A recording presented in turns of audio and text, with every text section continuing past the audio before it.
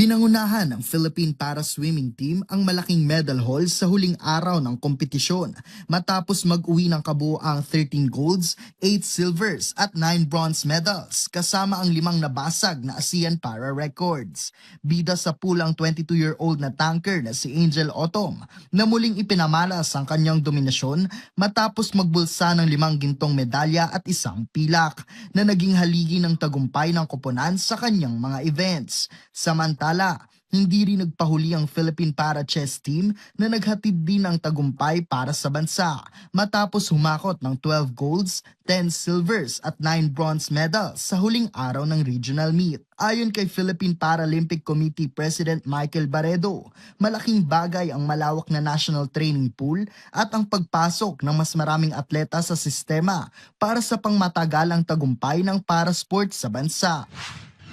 We have, of course, a national training pool that's in the area of about 200 combined, in about 15 or 14 sports.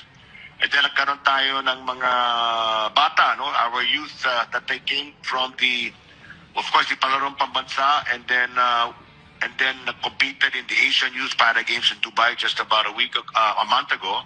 So nagkakaroon tayo ng magandang programa, and judging from the chairman, Matos, Patrick Gregorio statement that we might be included or will be included in the Batang Pinoy and the Palarong Pambansa. That is very important because then that will expand our pool of athletes, not only in the training pool but as well as in the youth training pool. So malaking bagay ito.